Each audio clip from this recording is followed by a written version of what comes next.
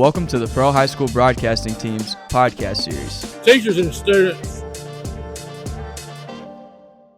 Hello, my name is Oliver. This is Landon. And we're a part of the Pearl podcast team. Unfortunately.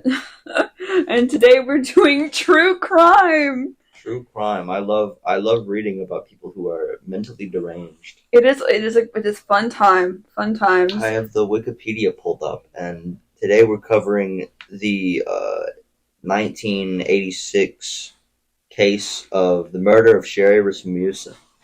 Rasmussen? Is that how you say it? I'm not Russian or Slavic, which I assume is what that name is. Alright, so the Wikipedia has a little opening statement here, kind of like overlooking the case in like a little summary.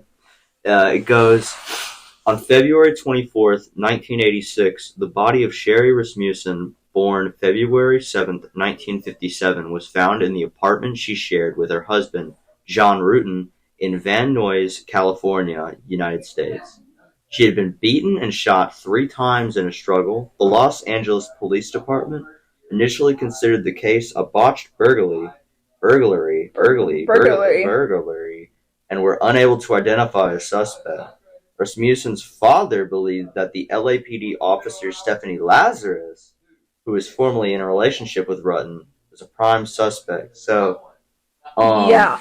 So one of the officers was lovey-dovey with her novio, if you will. Yeah, the thing is, at that time, DNA testing wasn't like a thing. So Not really in the 1980s. I know, right? It wasn't a big thing. So shocking. The Cold War. It wasn't like a big thing, so they couldn't figure that out. And the person who did it, she was a cop, so she knew what to find in a burglary. So she made it look like it was a burglary. Is that how you say that word? We don't trust the government. Or we do. I don't know. I don't know. That is how you say that word, burglary. Burglary. I probably said it You're so not Scottish. stupid. Right, anyways. And then I have more to say. And like everyone suspected her. Like so many people. Like the husband, the father, tons of friends. She was just really suspicious. Yeah, police usually do that. Yeah. The date was February 24th, 1986. Location, Van Nuys, California, U.S. Coordinates are unimportant. Convicted. Mm-hmm. Stephanie Lazarus was, in fact, convicted with the charge of first-degree murder, guilty, and sentenced to 27 years to life in prison. Litigation was Rasmussen v. the City of Los Angeles, Rasmussen versus Lazarus Francis versus City of Los Angeles. So, a couple of different cases there. Yeah, it was, but the thing is, she was only convicted, like years later. Like, I think it was, 50 years? 2012. So But that's in the upcoming so there's a little paragraph. Yeah. There, so. Detectives who re-examined the cold case files, because this was a cold case, in 2009, which is, a long time, a stupid amount of time passed, were eventually led to Lazarus. By then, she was a detective. Yeah. So it took the invention of DNA samples to kind of bring this along. Yeah. As it goes on to say, a DNA sample from a cup she had thrown away was matched to the one from a bite on Rasmussen's body that had remained in the file. Oh, yeah, I forgot she bit her. That's gross. She a vampire? I guess. You see, you know the picture that they have of her? She's creepy. She is pretty creepy. She kind of does look like a ghost, like a ghoul. She's a murderer. Lazarus was convicted of the murder in 2012. That's a ridiculous gap.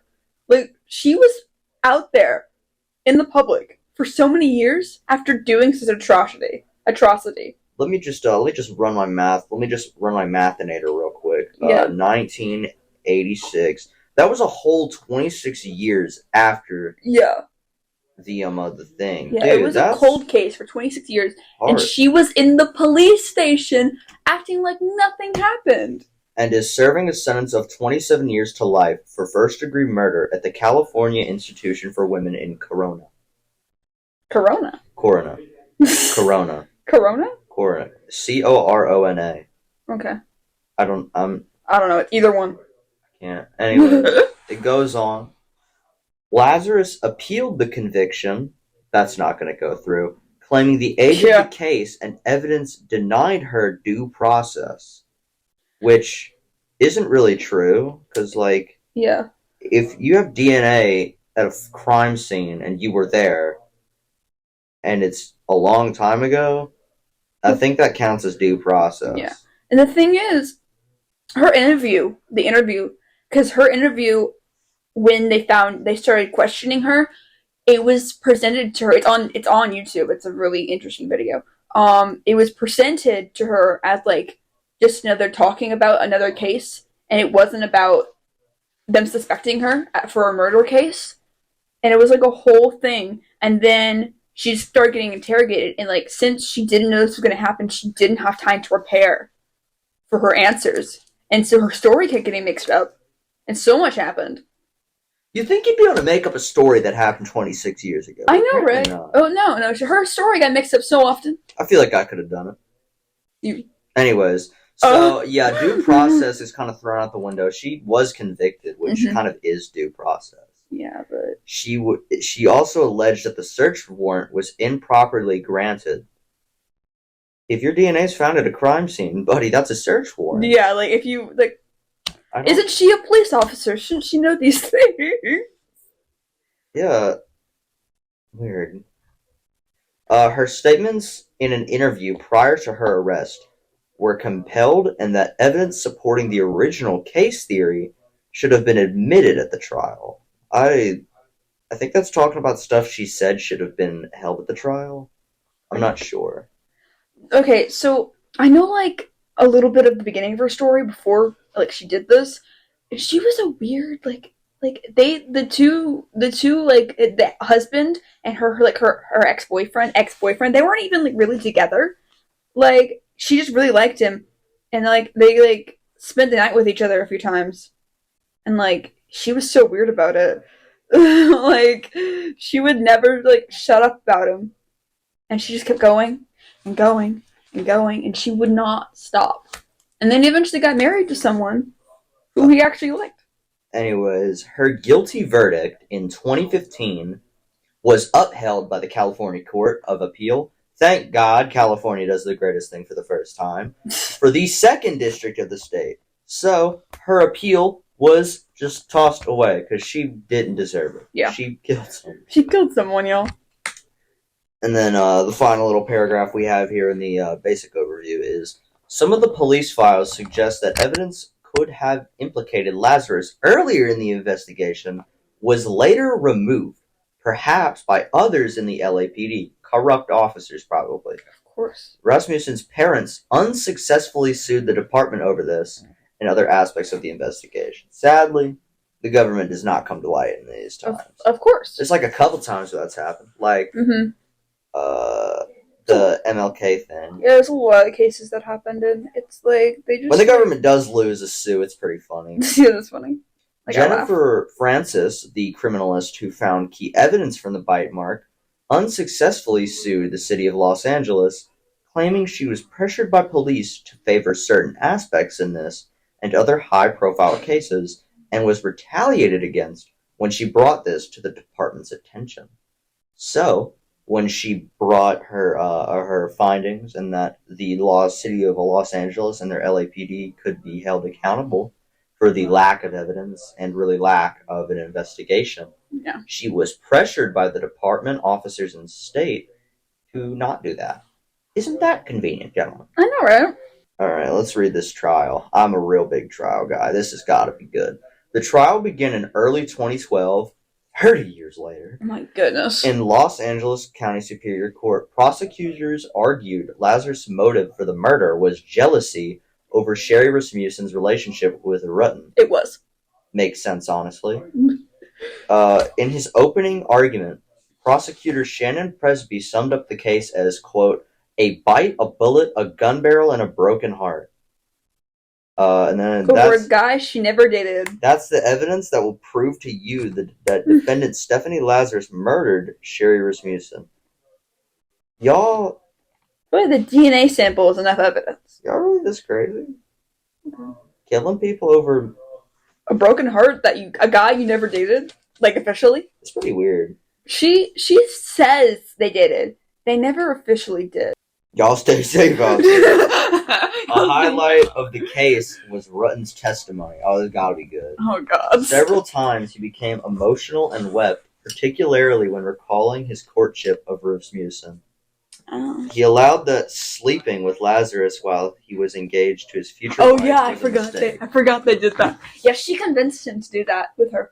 It's pretty weird. Mhm. In cross-examining police and detectives and other technicians who had originally investigated the killing, Overland stressed the original burglary theory and pointed to evidence such as the similar burglary that happened shortly thereafter, and he claimed supported it. He also highlighted It was evidence probably her again. that was not analyzed, such as a bloody fingerprint on one of the walls, and suggested other suspects had not been adequately excluded from the consideration. He questioned whether it could surely be inferred from the weapon used that it was Lazarus's lost gun, as the .38s were wide use. They were, in the time, .38s were very popular because you could use snake shot. They were decent self-defense tools, and even women had them because they were small. And since the DNA from the bite mark was central to the prosecution's case, he attacked it vigorously, pointing to improper storage procedures and a hole the tube had left in an envelope that he said would have allowed Lazarus' DNA to be added to it long after it had been collected.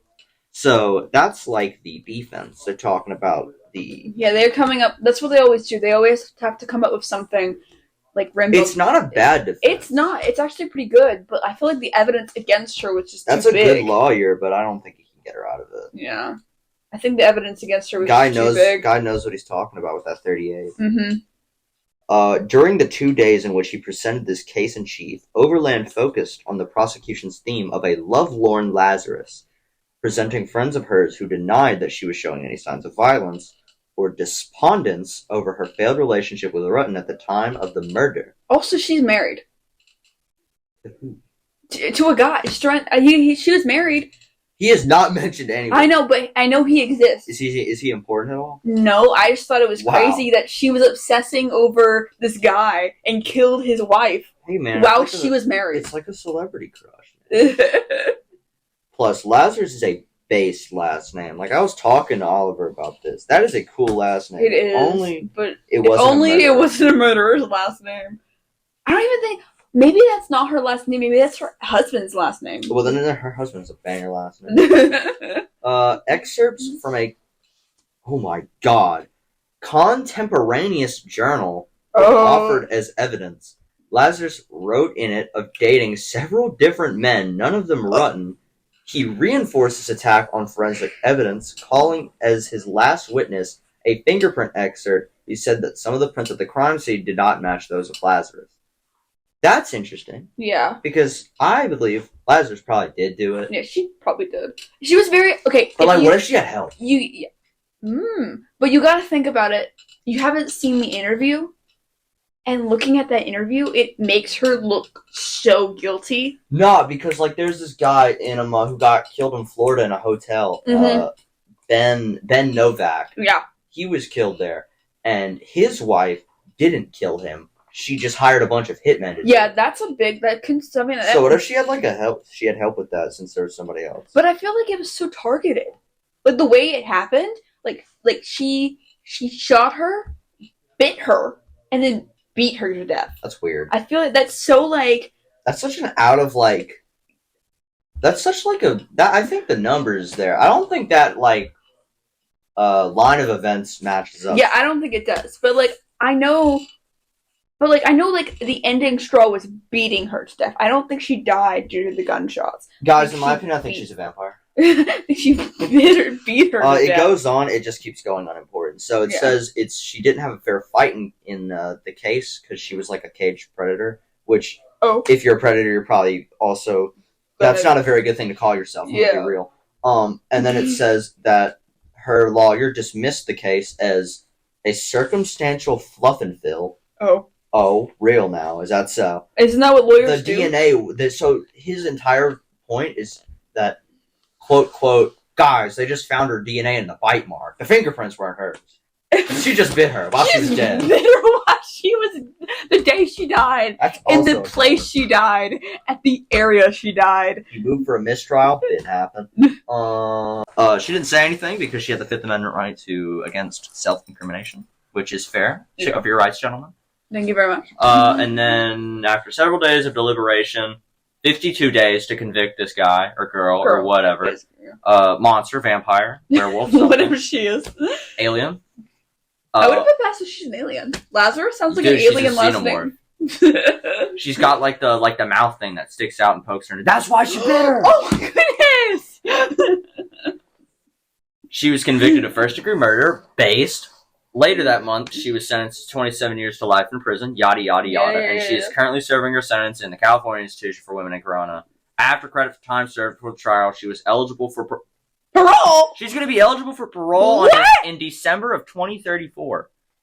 She killed someone! Lazarus is scheduled for an initial sustainability parole hearing on November 16th, 2023. That is... How do you get parole? Wait, hold on. That is tomorrow. Tomorrow? Tomorrow she's getting a suitability parole hearing. I hope that fails. I hope this whole conversation helped us make her fail. Dog, I'm going to pin a comment in there and I'm going to make sure. I will alert the masses. Good. Yeah, that's the case. Oh my goodness. It's crazy. That is insanely crazy. Wow. Uh-oh. So, anyways, gentlemen, my final thought is this woman is an alien, obviously. That or a vampire, or a werewolf, or a zombie, or a ghoul, or a drogger, something like that. You'll believe if you see a photo of her. She's crazy. We're biting. Yeah, she looks like a drug addict. She probably was. Don't make fun of people, guys. It's wrong. Dude, it's wrong. Ugh. But she's a murderer, so I feel like we could make fun of her. It's a very weird case. It is. That's a weird case. Yeah. That's super weird. Mm-hmm. That's like... I mean, it's not insanely weird, like disappearance of the 5, but it's pretty weird. Yeah. There's a lot of turns to that. Yeah, I should show you the interview. It's like so incriminating that I was like, this is just evidence. Guys, I promise I didn't do it. I promise you I didn't. Guys, I was over there. Yeah, I'll show you. I just bit her and left. Yeah, I'll show you the interview later. But well, I guess that concludes our time. that does. Thank you very much. Have a good day. Yeah.